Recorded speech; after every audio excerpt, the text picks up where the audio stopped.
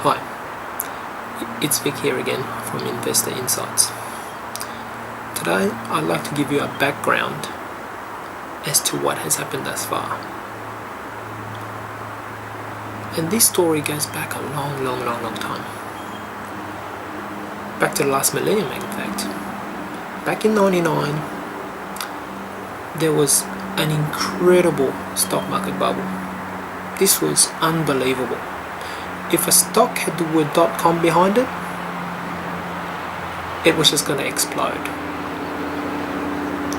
There was a lot of malinvestments into companies that didn't generate a dime even in sales, let alone profit. So, a rising tide lifts all ships. All the stock markets went up, and subsequently in March 2000, when finally it just imploded. The Nasdaq to this day still has not reached its stratospheric heights of 2000, and it's now 13 years later.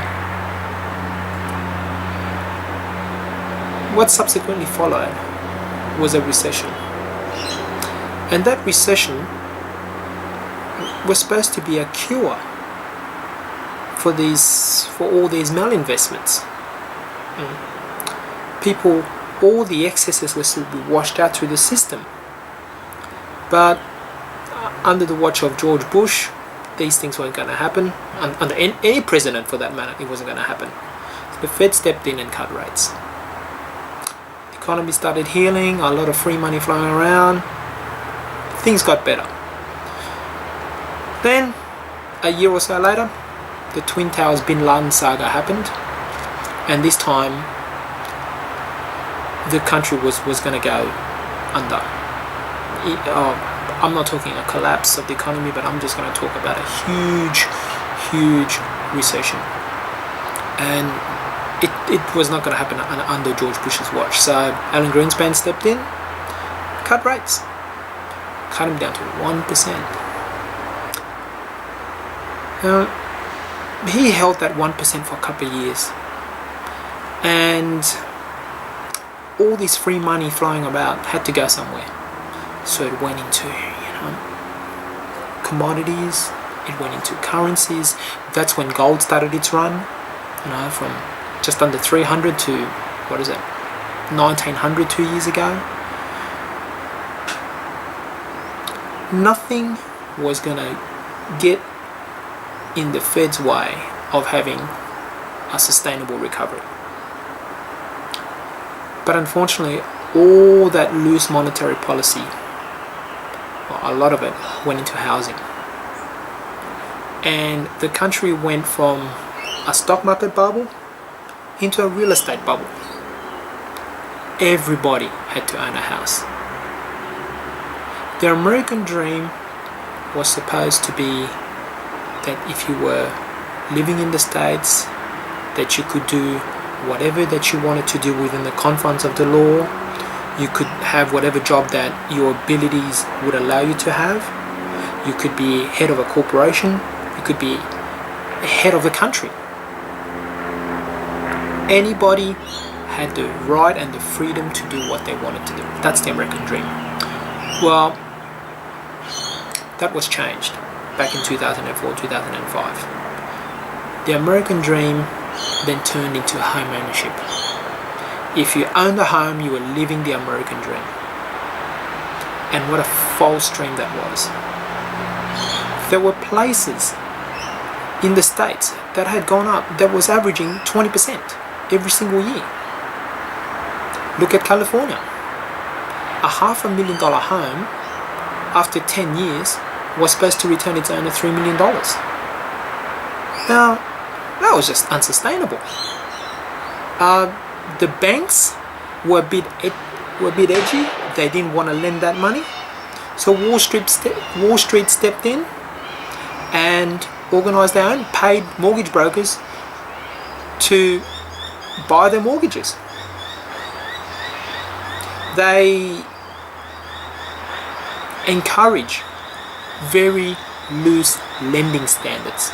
In fact, they call them now predatory lending standards, almost. You could be 18 years of age, didn't have a job, no income, no assets, and you could get a loan. They got nicknamed ninja loans just for that reason. And before you've even moved in, before even if your cooling off period was over, your house had gone up. So why wouldn't anybody buy a house?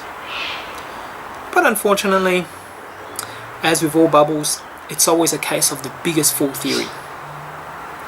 And if you didn't sell up and you got stuck with it, you were dead. Because housing has fallen to levels that was pre-2000 levels. Now, that collapse of the housing market cost the banks trillions. And this time, the financial community was in trouble because the banks had a lot of losses on their books. They were undercapitalized. Companies were going to go under. And we're talking companies that are too big to fail. So what did that do? The government had to step in and bail them out. Now, bailing out goes totally against what the open and free market capitalism is all about. Okay? It even goes against nature, technically. If you have a particular member of a species that's weak, intrinsically weak or through injury has been weakened, it's destined to be killed off or just die. There's no point nurturing it because it just can't go on. The same as these banks, the same as these insurance companies.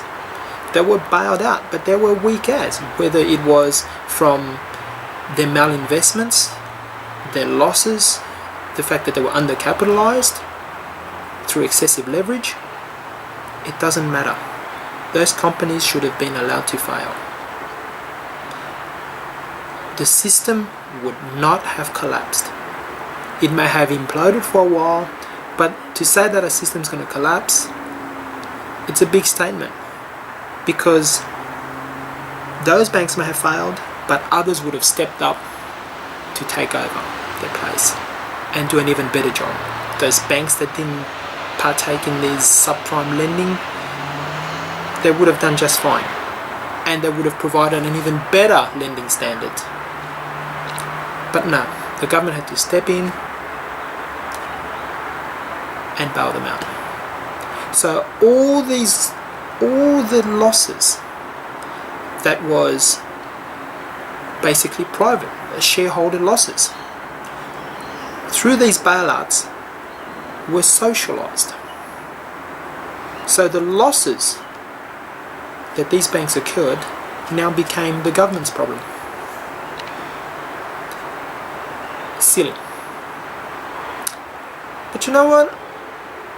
The whole world was heading into basically a global financial meltdown as a consequence of these malinvestments into the housing market.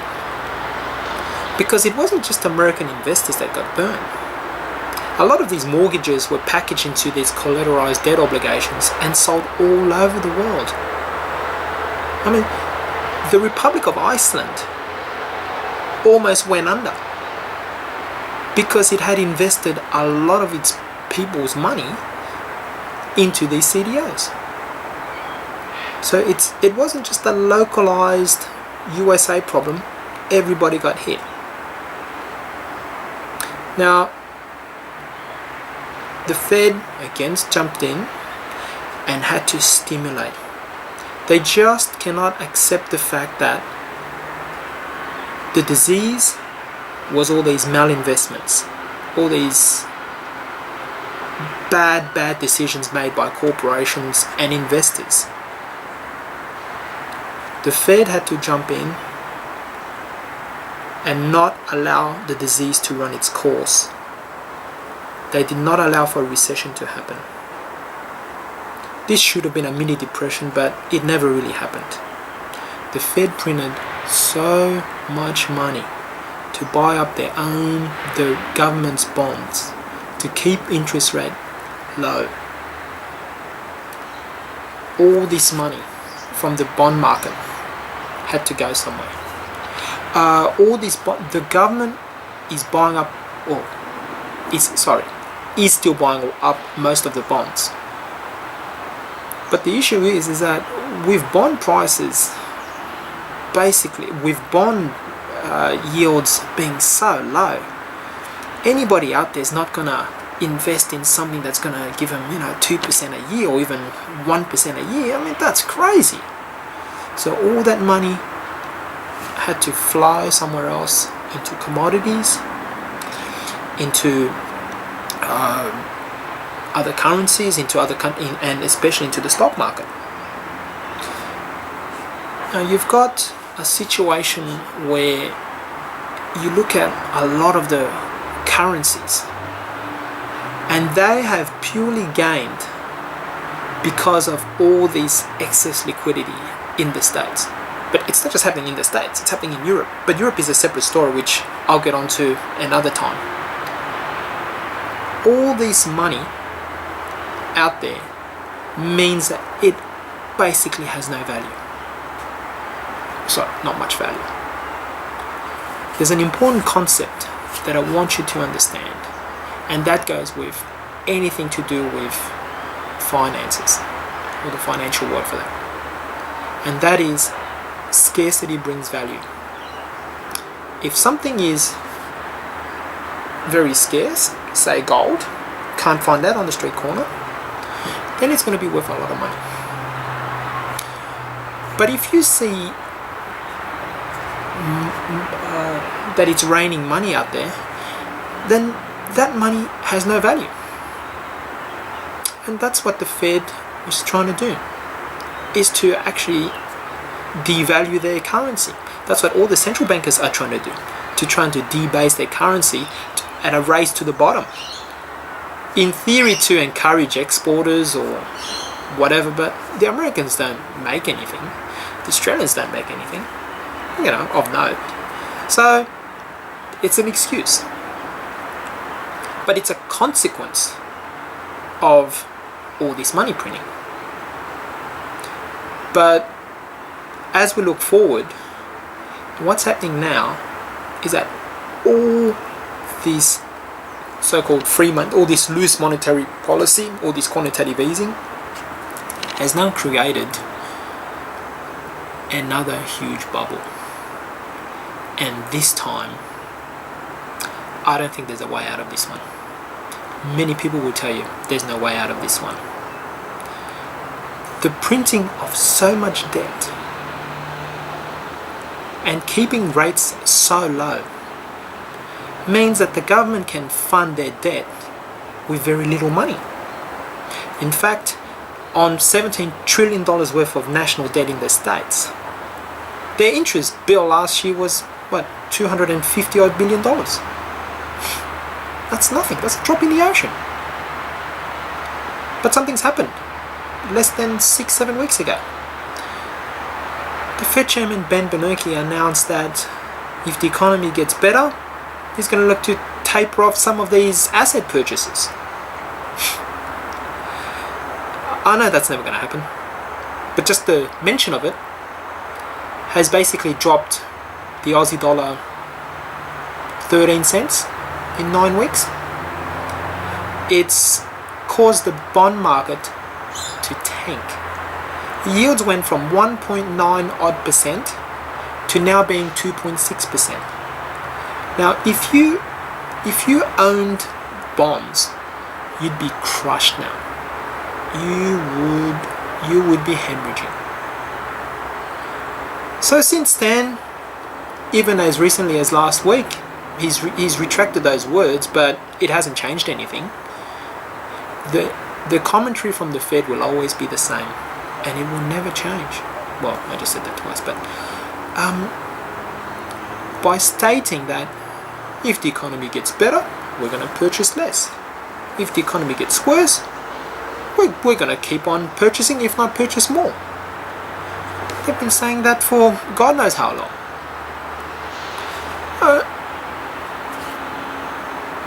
What's to come out of this? Well, the economy is not only weakening with all these stimulus, it's still not growing. Unemployment is still sky high over there, and that's government numbers. Real numbers would be twice as high. You would easily have unemployment in the States at 12, 14, maybe 15%. If you took into account all the people that actually got so fed up and stopped looking for work.